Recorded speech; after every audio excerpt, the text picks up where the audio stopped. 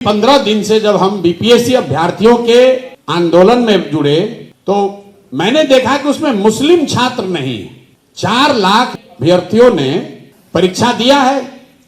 तो जनसंख्या के हिसाब से 80,000 लोग बीपीएससी के मुस्लिम समाज से होने चाहिए। उतने तो है नहीं, क्योंकि इस समाज में पढ़े लिखे लोगों की जनसंख्या कम है। लेकिन बीपीएससी का आंकड़ा बताता है कि करीब करीब 40,000 विद्यार्थियों ने, मुस्लिम समाज के विद्यार्थियों ने बीपीएससी का एग्जाम दिया है। लेकिन आंदोलन में अगर आप देखेंगे तो उसमें इक्का दुक्का ही कोई मुस्लिम लड़कों का नाम दिखेगा। जब मैं गर्दनी बाग गया वहां पर भी कोई मुस्लिम साथी नहीं मिला।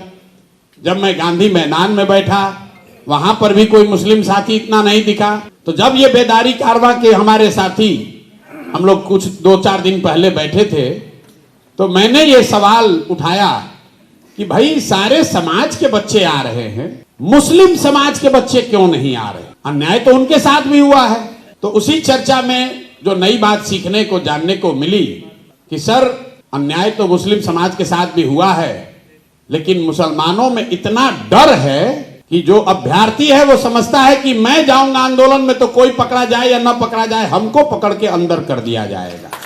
और उस पर करीब उस दिन 1-1.5 घंटे चर्चा हुई है, क्योंकि हम दिल्ली से आकर राजनीति नहीं कर रहे हैं। 2-2.5 साल से गांव गांव गए हैं, लोगों ने अपनी हर तरह की समस्याओं के बारे में बताया है। समूह में बताया है, मिलकर अकेले में बताया है, जलसों में बताया है, तकरीरों में बताया है। लेकिन मुझे 2-2.5 साल में किसी मुसलमान ने यह नहीं कहा कि हमारे बच्चे को किसी ने गलत पकड़कर जेल में डाल दिया है, आप हमारी मदद कीजिए।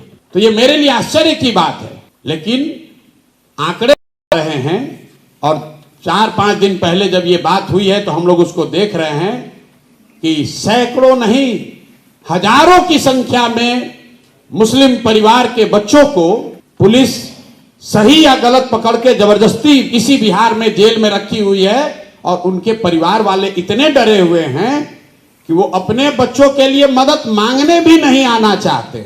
ऐसा कैसे संभव है? किसी ने बताया कि वो लोग लज्जा से नहीं आ रहे कि किस मुंह से कहने आए। किसी ने कहा वो डर से नहीं आ रहे हैं। किसी ने कहा इसलिए नहीं आ रहे हैं कि उनको विश्वास ही नहीं है कि कोई मदद कर सकता है। कोई लोग ये बता रहे हैं कि लोग इसलिए नहीं आ रहे हैं कि एक आदमी जेल में है, हम जाएंगे हल्ला करेंगे तो हमको भी और पकड़ लेगा, 2 आदमी और पकड़ा जाएगा। इस बात के लिए पिछले 4-5 दिन से मैं सीख भी रहा हूं, उसको समझने की कोशिश भी कर रहा हूं।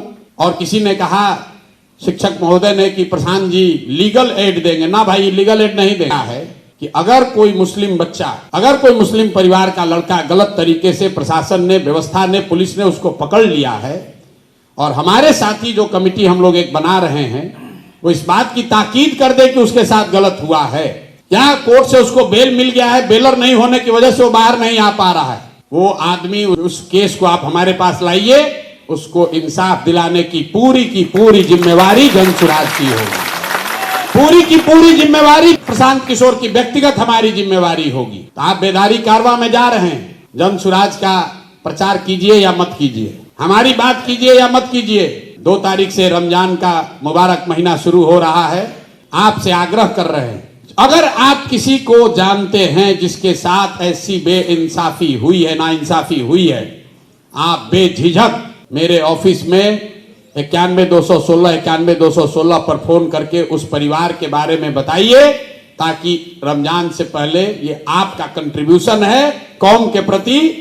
उन बच्चों के बारे में बताइए जो जेल में पड़े हुए हैं और परिवार वाले डर के मारे बता नहीं रहे हैं। उनकी मदद हर तरीके से की जाएगी।